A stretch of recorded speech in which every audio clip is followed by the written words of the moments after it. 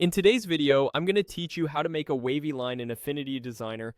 We'll keep this simple and clean, and by the end you'll have a smooth, reusable wave you can style any way you like.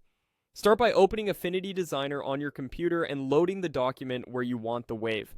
I'm using a circle on the canvas as a guide because it gives us a perfectly smooth curve to carve from. With your document open, look to the toolbar on the left and choose the pen tool. If you're new to it, remember that a short click creates a corner and a click and drag pulls out handles for a smooth curve. Now draw a line across the very top portion of your circle. Aim to cross the circle at 2 points so the line caps off a slice of the circle.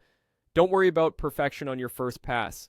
Switch to the node tool to refine the shape of that line, adjusting the handles until your curve looks smooth and even.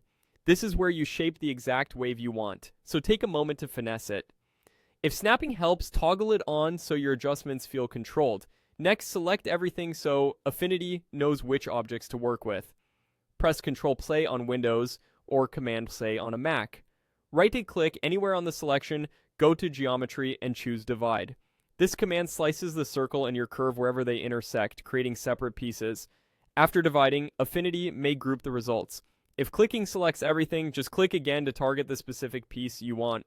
Grab the Move tool and drag out the curved slice from the very top of the circle.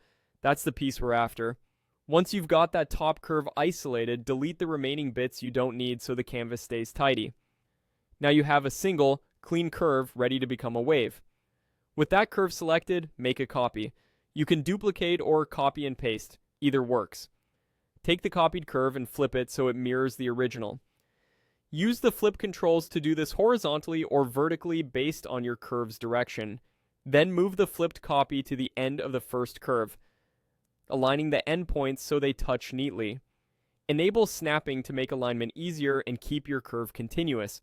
That's it, your wavy line is formed. From here, you can adjust stroke weight and color to match your design, and repeat the mirrored segments if you want a longer wave. Clean, precise, and ready to use.